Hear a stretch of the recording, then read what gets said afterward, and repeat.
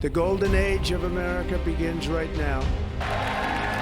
প্রেসিডেন্টের ক্ষমতা গ্রহণ করেই সাবেক প্রেসিডেন্ট জো বাইডেনের বেশ কিছু আদেশ বাতিল করেছে প্রেসিডেন্ট ডোনাল্ড ট্রাম্প। এছাড়া আরও কিছু আদেশ দিয়েছেন তিনি।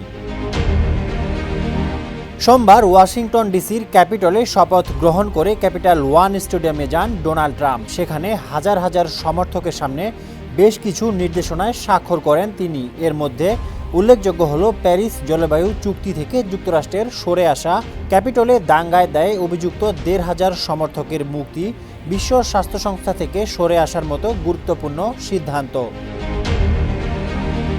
ট্রাম্প যেসব নির্বাহী আদেশে সই করেছেন তার মধ্যে অন্যতম হল প্যারিস জলবায়ু চুক্তি থেকে যুক্তরাষ্ট্রের সরে আসার সিদ্ধান্ত।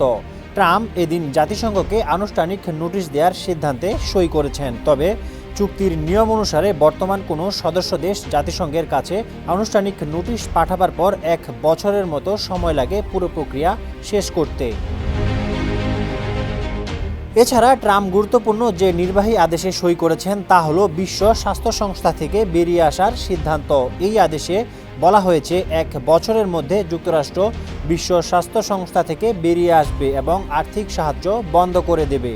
ট্রাম্পের অভিযোগ, বিশ্ব স্বাস্থ্য সংস্থা স্বাধীনভাবে কাজ করতে পারছে না। কিছু সদস্য রাষ্ট্রের অন্যায্য রাজনৈতিক প্রভাব রয়েছে এ সংস্থায়। এর আগে ২০২১ সালে প্রেসিডেন্ট হওয়ার পর ট্রাম্প একই সিদ্ধান্ত নিয়েছিলেন। তবে পরবর্তীতে জো বাইডেন প্রেসিডেন্ট হওয়ার পর তা পরিবর্তন করেন এবং যুক্তরাষ্ট্র আবার বিশ্ব স্বাস্থ্য সংস্থায় যোগ দেয়।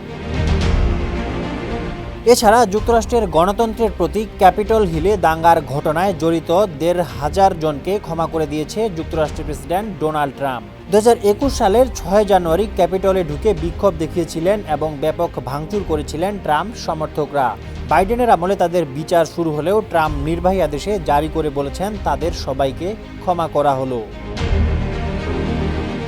এছাড়া যুক্তরাষ্ট্রের জন্মালেই মার্কিন নাগরিকত্ব পাওয়া যায়, যুক্তরাষ্ট্রের সংবিধান স্বীকৃত এই আইনে বদল করতে চাইছেন ট্রাম্প। এদিন ওভাল অফিসে বসে এই বিষয়ের একটি নির্বাহী আদেশেও সই করেছেন তিনি।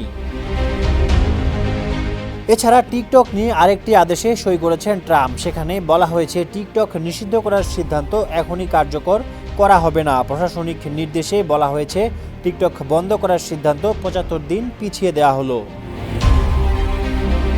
শিয়া বাটার ও ভিটামিন ই সমৃদ্ধ Lily glam beauty soap. Lily, always beautiful. এছাড়া মেক্সিকো সীমান্তে জাতীয় জরুরি অবস্থা জারির ঘোষণায় সই করেছেন নতুন president Donald Trump. Desk report, সমকাল।